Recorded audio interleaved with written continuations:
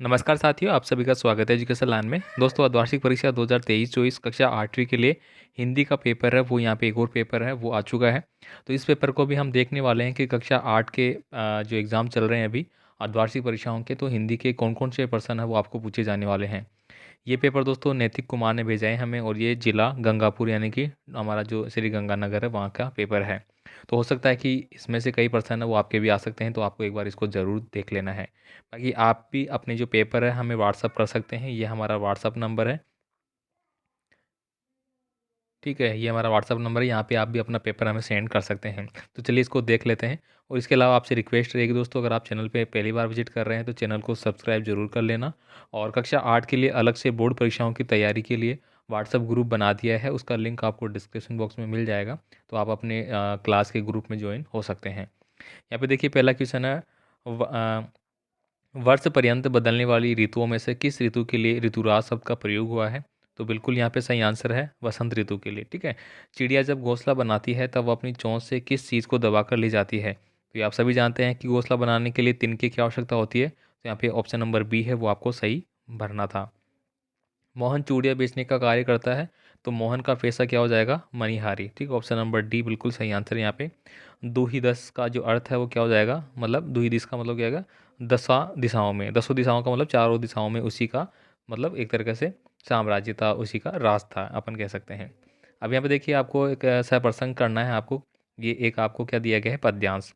जाति न पूछो साधु की, पूछ लीजिए ज्ञान, मोल करो तलवार का, पड़ा रहने दो म्यान। तो यहाँ पे दोस्तों जो कबीर जी है उन्होंने यहाँ पे स्टेटमेंट लिखा है, ये लाइनें लिखी है कि जाति न पूछो साधु की, पूछ लीजिए ज्ञान। मतलब जो साधु वगैरह होते हैं उनसे आपको जात पात यानी कि जो हम समाज में व्यक्ति रहते हैं उनकी जात पात से आपको कोई मतलब नहीं रखना चाहिए। जात पात का भेदभाव है उसको हटाना चाहिए, और आपस में प्रेम प्यार और उसके ज्ञान के आधार पर व्यक्तियों को समझना चाहिए, ये यहाँ पे कहा गया है। ठीक है, तो यहाँ पे दो दिया गया है, दोनों में से आप किसी एक का कर सकते हैं। पक्षी और बादल ये भगवान की डाकिया है जो एक महादेश से दूसरे महादेश को जाते हैं। या तो आप ऊपर वाला कर सकते हैं या फिर नीचे वाला कर सकते हैं। ठीक है, इसके बाद देखिए कवि पुष्पों की तंद्रा और आलस्य दूर हटाने के लिए क्या करना चाहता है? भिकमंगों की दुनिया में बेरोक प्यार लुटाने वाला कवि ऐसा क्यों कहता है? वह अपने हृदय पर असफलता का एक निशान भार की तरह लेकर जा रहा है। क्या वह निशान है या प्रश्न है? तो दोस्त आपने बिल्कुल अच्छे से इस पार्ट को पढ़ा होगा। ठीक है, तो यहाँ पे उन्होंने ये कहा कि हम यानी कि जो असफलताओं का जो निराश लिए हुए हैं, तो वो यही कहते हैं कि हमें इस दुनिया में प्यार प्रेम बांटना है और एक दूसरे को प्रसन्न रखना है। इस प्रकार का आपने पढ़ा था अच्छे से, तो बस आपको ऐसे विस्तार से लिखना होगा। साइकिल चलाने के दो लाभ लिखिए। तो दोस्तों साइकिल जो पट्टू कोट्टू वाला जो पार्ट था वो आपने पढ़ा होगा, जिसमें महिलाओं को भी आज़ादी मिली थी साइकिल चलाने के लिए। एकदम वो स्वतंत्र हो गई थी मतलब अपने आप में। तो यहाँ पे दोस्तों साइकिल चलाने के दो लाभ आप बता सकते हैं कि इसके, तो हमारी जो पूरी बॉडी एक्टिविटी है उसका एक्सरसाइज हो जाती है। साथ ही साथ दोस्तों हम आसानी से कहीं भी आ जाने के लिए कोई कार्य है वो जल्दी कर पाते हैं। साथ साथ हमारी जो एक्टिविटी है वो भी बनी रहती है। तो आप पार्ट के हिसाब से लिखेंगे भाई। पक्षी और बादलों द्वारा लाई गई चिट्ठियों को कौन कौन पढ़ पाते हैं? तो ये आप बता सकते हैं बिल्कुल अच्छे से।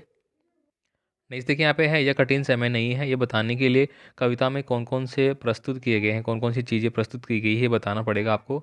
मनुहा तो दसु दिशि फिरे, ये तो सुमिरन नाही के द्वारा कबीर क्या कहना चाहते हैं? मतलब यहाँ पे ये कह रहे हैं कि जो हमारा मन है वो तो चारों तरफ घूमता है संसार में, अब चारों तरफ घूमता रहता है कि आज ये करूँगा, वो देखूंगा, ये करूँगा, लेकिन यह तो सुमिरन नाही, यानी इस प्रकार का ये तो सुमिरन नहीं है, ये तो कोई भगवान की भक्ति नहीं है। क्योंकि आप अपने मन को एकाग्र मतलब एकाग्र तो कर ही नहीं पा रहे हो। आपका मन कभी कहाँ जाता है, कभी कहाँ जाता है। तो यहाँ पे जो कबीर जात जी है वो यही कहना चाहते हैं कि अपने मन को एकाग्र करो और उस ईश्वर की भक्ति में लगाओ, उसके सुमिरन में लगाओ, ना कि इधर उधर चारों दिशाओं में मन को घुमाने में। आगे देखिए यहाँ पे अगला है, एक देश की धरती दूसरे देश को सुगंध भेजती है। कथन का भाव है वो आपको स्पष्ट करना है। निम्नलिखित शब्दों को पर्यायवाची आपको लिखने हैं। यहाँ पे देखिए पहला दिया गया है बादल, तो बादल का आप लिख सकते हैं यहाँ पे जलज। ठीक है, जलद लिख सकते हैं। कमल है, कमल का आप लिख सकते हैं। ठीक है, आँख है, आँख का आप लिख सकते हैं। आँख का क्या लिखेंगे आप? चक्षु। चक्षु आप लिख सकते हैं। लोचन आप लिख सकते हैं। नेत्र आप लिख सकते हैं। ठीक है, पेड़ है, पेड़ का आप वृक्ष लिख सकते हैं। ठीक है, तो जो भी आपको अच्छा लगे वो चीज़ें आप यहाँ पे लिख सकते हैं। कमल का आप जलज लिख सकते हैं। ठीक है, द्विगु समास का उदाहरण का समास विग्रह कीजिए। तो यहाँ पे देखिए द्विगु का बताना है आपको। ठीक है, तो द्विगु का क्या हो जाता है? जिसमें गणना आती है, जैसे त्रिलोक है, त्रिलोक का मतलब क्या? तीनों लोकों का, क्या हो जाएगा? तीनों लोकों का स्वामी। ठीक, इस प्रकार से आप लिख सकते हैं। अब देखिए त्रिवेणी दिया गया है, त्रिवेणी क्या हो जाएगा? तीन रास्तों का संगम। सप्तऋषि, सात ऋषियों का समूह। सात सात ऋषियों का समूह है। ठीक है, सात ऋषियों का समूह हो जाएगा यहाँ पे। ठीक है, इसके बाद देखिए निम्नलिखित शब्दों की संधि विच्छेद करो तथा संधि के नाम लिखिए। देखिए रविंद्र दिया गया है, ठीक है, तो रविंद्र का आपको करना है। देवालय दिया गया है, तो देव प्लस आले हो जाएगा आपका। ठीक है, तथैव है, इसका करना है। साथ ही साथ संधि का नाम लिखना है पे कौन सी संधि है। निम्नलिखित प्रत्येक शब्दों में से मूल शब्द और प्रत्यय को अलग अलग करके आपको लिखना है। जैसे घबराहट है, तो घबराहट में आहट तो मेरा क्या हो जाएगा? प्रत्यय हो जाएगा। ठीक है, लड़ाई में ई प्रत्यय हो जाएगा, सुंदरता में ता हो जाएगा, बुराई में ई हो जाएगा। ठीक है, ये आपको अलग करना है इस प्रकार से। निम्नलिखित उपसर्गों के से योग से आपके नए शब्द जो बने हैं उनको बताना आपको। अति, परा, आग, आ। ठीक है, कोई भी आपको बनाना पड़ेगा। अति से आप अतिसार कर सकते हैं, परा से पराधीन कर सकते हैं, आन से कर सकते हैं, आज से कर सकते हैं, आप जो भी अच्छा लगे वो कर सकते हैं। आपने जो भी याद किया है उस हिसाब से आप लिखिए भाई। यहाँ पे देखिए निम्नलिखित गद्यांश को ध्यानपूर्वक पढ़ना है और नीचे दिए गए प्रश्नों के आंसर देना है। अनुशासन का महत्व जीवन में इसी तरह है जिस प्रकार भोजन और पानी का है। तो यहाँ पे अनुशासन के बारे में दिया गया है। अब यहाँ पे देखिए क्या पूछा गया है, उपयुक्त गद्यांश का उचित शीर्षक क्या होगा? तो क्या हो जाएगा? अनुशासन। ठीक है, अब देखिए मनुष्य की बुद्धि का विकास कब होता है? तो देखिए ये लाइनें कहाँ पे लिखी गई है भाई? मनुष्य की सरलता और सौम्य इसी गुण और आधारित। तो यहाँ पे जहाँ पे भी आपको ये लाइनें मिल जाएगी वहाँ से आपको टिक करते हुए लिखना है और आपका आंसर हो जाएगा। ठीक है, इसके बाद देखिए कौन सा व्यक्ति अपने जीवन को सफल बना सकता है। तो देखिए यहाँ पे नियमित जीवन व्यतीत करने से कर दे मस्तिष्क और ये सब चीज़ें लिखी गई है। और से अपना व्यक्ति, ठीक है, कहाँ पे ये लाइनें लिखी गई है तो आप पढ़ लेना एक बार। ठीक है, आपको समझ में आ जाएगा। इसके बाद देखिए यहाँ पे इस गद्यांश का सारांश लिखना है आपको।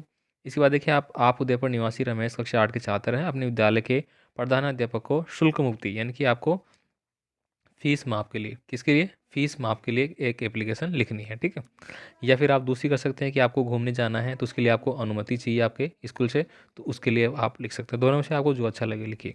इसके बाद देखिए किसी एक विषय पर आपको निम्न लिखना है। विज्ञान वरदान अभिशाप, विद्यालय का वार्षिक उत्सव, विद्यार्थी जीवन में अनुशासन का महत्व। तो यहाँ पे जो अनुशासन वाला ये आया था ना, ये तो इसमें से भी आप कुछ चीज़ें लिख सकते हैं भाई।